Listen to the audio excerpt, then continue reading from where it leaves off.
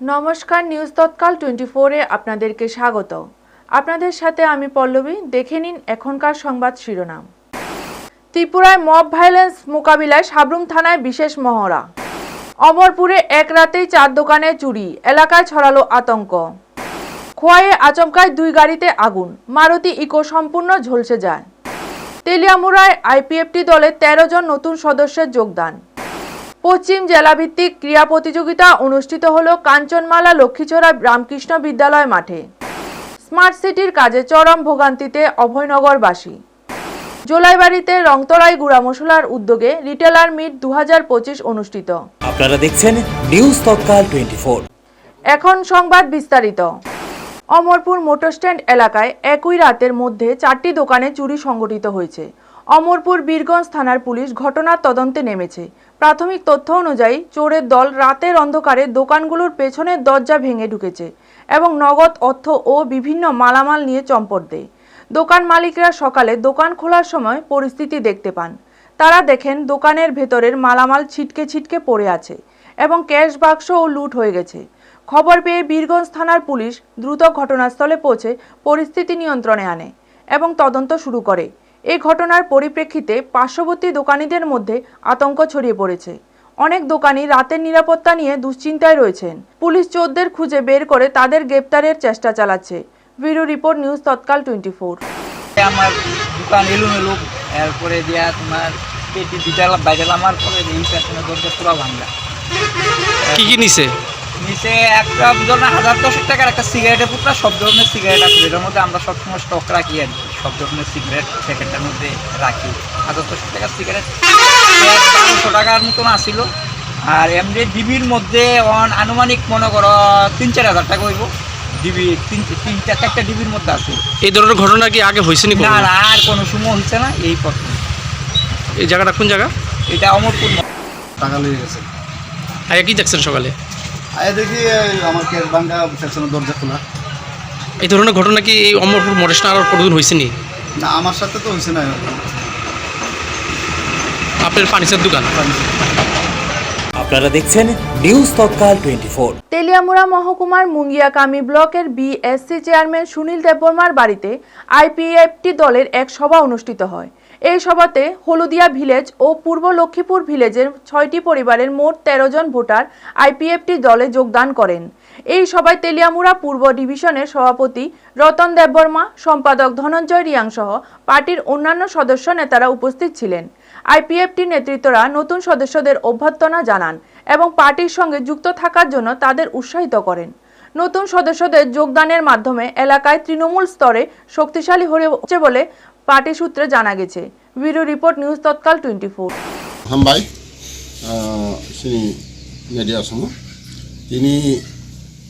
তিনি আইপিএফটিও 6 ফ্যামিলি 13 বুটার তিনি আইপিএফটি বানারং ফাইকা বড় আইপিএফটি পারলেনা হামজাগৈ সিনি হলাইদিয়া এবং পূর্ব লক্ষ্মীপুর এডিসি ভিলেজনি 6 ফ্যামিলি 13 বুটার বড় তিনি আইপিএফটি জয়েন খাইমানি बिसिंतै जों बरनो लामसंना हारका जों बुसकाङो सिनि आइपिएफटी काइसने डिमान्ड टिपालेन मायासना जों आन्दोलन खानायनि बागै जों बुसकाङो आगुगै दङ। अबनि बागै बरनो তিনি যে ফাইনাल লাইভ লাইখানে আনি খাবাই খুবাই লামসগো। আপনারা দেখছেন নিউজ তৎকাল 24। কাঞ্চনমালা লক্ষ্মীছড়া রামকৃষ্ণ উচ্চতর মাধ্যমিক বিদ্যালয় মাঠে অনুষ্ঠিত হল 2025 সালের পশ্চিম জেলাভিত্তিক ক্রীড়া প্রতিযোগিতা।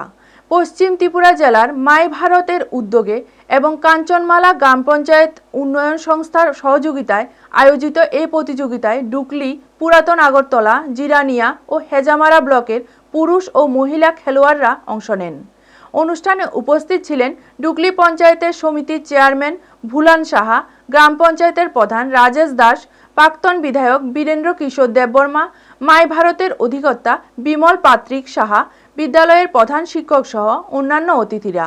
প্রদীপ প্রজ্বলনের মাধ্যমে উদ্বোধনের পর বিদ্যালয়ের ছাত্রীদের সাংস্কৃতিক পরিবেশনা অনুষ্ঠিত হয়। দিনভর খেলোয়াড়রা দৌড় সহ বিভিন্ন খেলায় অংশ নেন এবং শেষে বিজয়ীদের হাতে পুরস্কার তুলে দেওয়া হয়। অতিথিরা যুব সমাজকে মোবাইল ও নেশা থেকে দূরে থেকে খেলাধুলায় মনোযোগী হয়ে সুস্থ জীবনযাপনের আহ্বান জানান। Bureau report, news Tatkal 24। অনুষ্ঠানটা গতবার এই অনুষ্ঠানে অংশগ্রহণ করেছিলাম কাঞ্চনমালারই আরেকটা মাঠে, কাঞ্চনমালা স্কুল মাঠে অংশগ্রহণ করেছিলাম। তখন দেখেছি খুব অল্প আকারে এই অনুষ্ঠানটা, ছোট আকারে এই অনুষ্ঠানটা করা হয়েছিল। তখন এবার যখনই এসেছিল আমার কাছে বললাম এটা একটু সুন্দর আকারে কিভাবে আমরা এলাকার মাঝখানে একটা মেসেজ দিতে পারি যে এলাকার যারা খেলাপ্রিয় মানুষ, যারা খেলা দেখতে পছন্দ করে, যা আস্তে আস্তে আমরা হারিয়ে ফেলছি, এই খেলাগুলিকে মানুষের সামনে কিভাবে সুন্দরভাবে তুলে ধরা যায় তার জন্য এই ব্যবস্থাপনা। আজকে আমরা চাই এলাকার সকল অংশের জনগণকে সঙ্গে নিয়ে এলাকার যুব সমাজকে যাতে সঠিক দিশা দেখাতে পারি তার জন্য প্রতিনিয়ত কাজ করা আমাদের লক্ষ্য এবং আমাদের উদ্দেশ্য। যারা ভুলে গেছে মাঠে আসা, যারা ভুলে গেছে খেলাধুলার দিনগুলা। আপনারা দেখছেন নিউজ তৎকাল 24। জোলাইবাড়ি কমিউনিটি হলে শুক্রবার লংতরায় গুড়া মশলার উদ্যোগে দক্ষিণ জেলার বিভিন্ন এলাকার রিটেলারদের নিয়ে অনুষ্ঠিত হল রিটেলার মিট 2025। প্রদীপ প্রজ্বলনের মাধ্যমে অনুষ্ঠানের উদ্বোধন করেন জোলাইবাড়ি বিধানসভা কেন্দ্রের বিধায়ক ও মন্ত্রী শুক্লাচরণ নোয়াতিয়া। অনুষ্ঠানে উপস্থিত ছিলেন জোলাইবাড়ি ব্লক পঞ্চায়েতের সমিতির চেয়ারম্যান তাপস দত্ত, লংতরায় গুড়া মশলা কোম্পানির কর্ণধার রতন দেবনাথ, জেনারেল ম্যানেজার সুব্রত দেবনাথ সহ অন্যান্য অতিথিবৃন্দ। উদ্বোধনী বক্তব্যে মন্ত্রী শুক্লাচরণ নোয়াতিয়া লংতরায় গুড়া মশলার কর্ণধারকে এমন উদ্যোগ নেয়ার জন্য বিশেষভাবে ধন্যবাদ জানান। তিনি বলেন, গুড়া মশলা তৈরির প্রয়োজনীয় অনেক কাঁচামাল এখনও বাইরের রাজ্য থেকে আনতে হয়। যদি এসব সামগ্রী রাজ্যের মধ্যেই উৎপাদন করা যায় তবে কৃষকদের আয় দ্বিগুণ করা সম্ভব হবে। এই বিষয়ে কৃষিমন্ত্রীর সঙ্গে কথা বলার কথাও তিনি জানান। মন্ত্রী আরও বলেন, কেন্দ্র ও রাজ্য সরকার লোকাল ফর ভোকালকে গুরুত্ব দিচ্ছে, আর এই উদ্যোগে লংতরায় গুড়া মশলা গুরুত্বপূর্ণ ভূমিকা রেখেছে। কোম্পানিটির কারণে বহু বেকার যুবক যুবতীর কর্মসংস্থানও হয়েছে বলে তিনি উল্লেখ করেন। অনুষ্ঠানের শেষে লাকি ড্র কুপন প্রতিযোগিতা অনুষ্ঠিত হয়।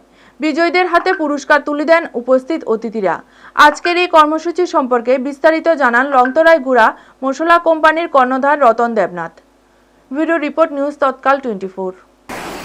আমাদের দেশের অর্থনীতি আপনারা জানেন 12 বছরের আগে 10 বছরের আগে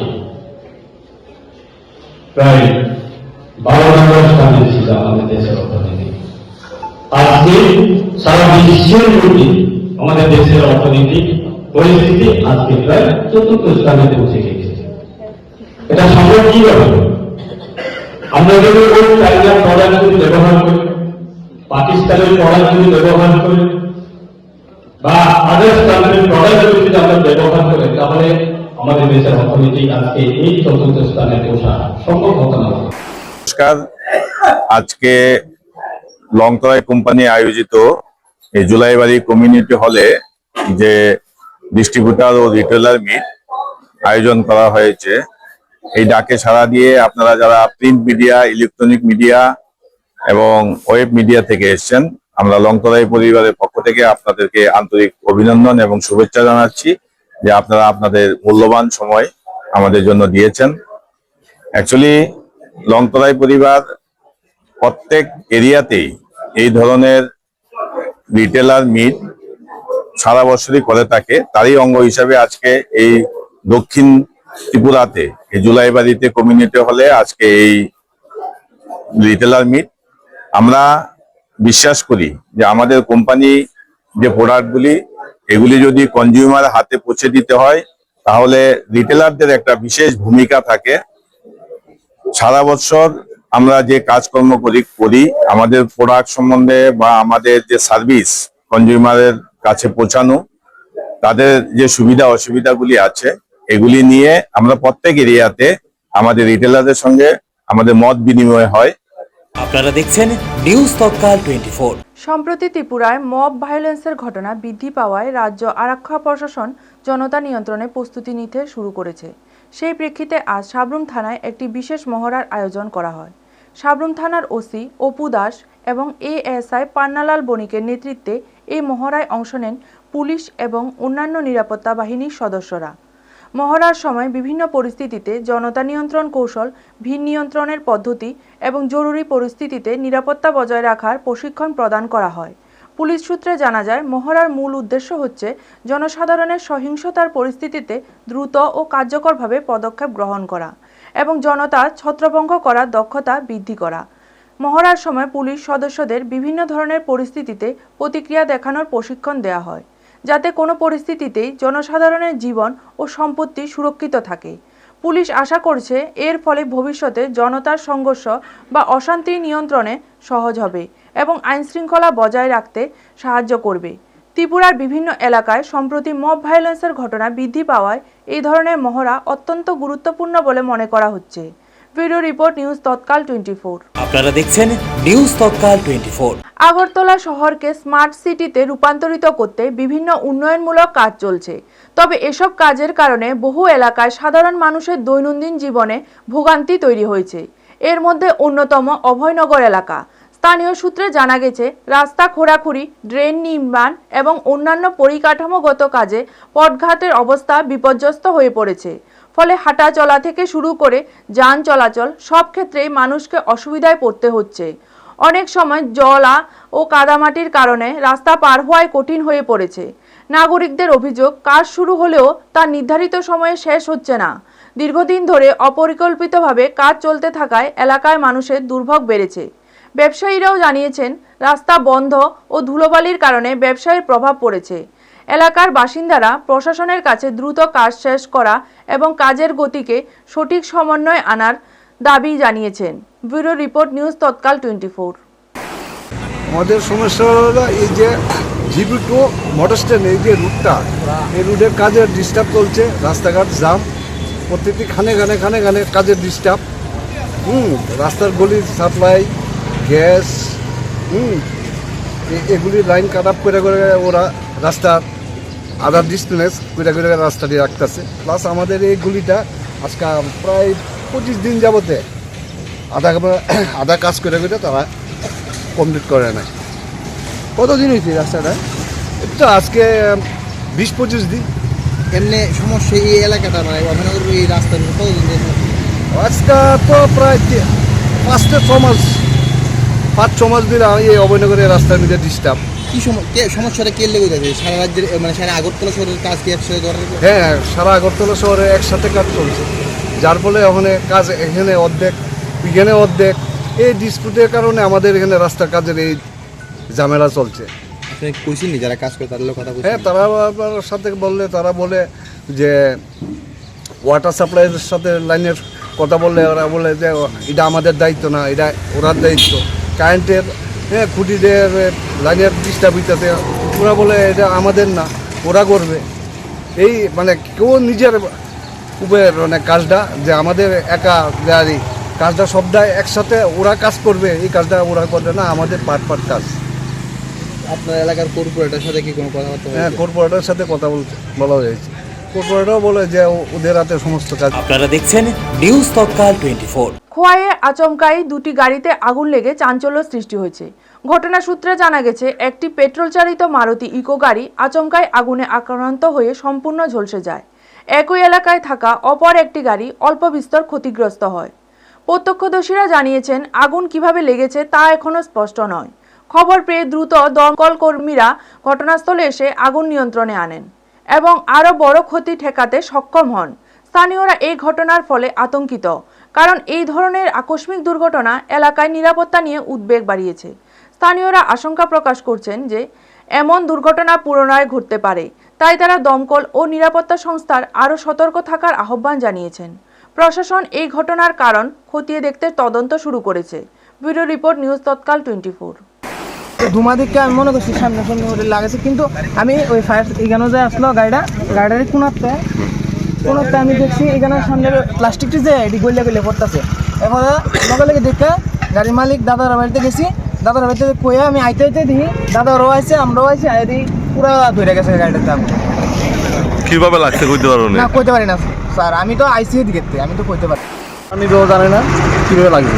আমরা অবশ্যই ফোন করছে একটা মারুতি গাড়ি আগুন লাগবে, আমরা সঙ্গে সঙ্গে আইলাম, আই দেখলাম এই গাড়িটা একদম দাওয়া করে করতেছে। আমরা যত সম্ভব তাড়াতাড়ি আমরা আগুনটা নিতেছি। আপনার আইডিয়া কি আছে?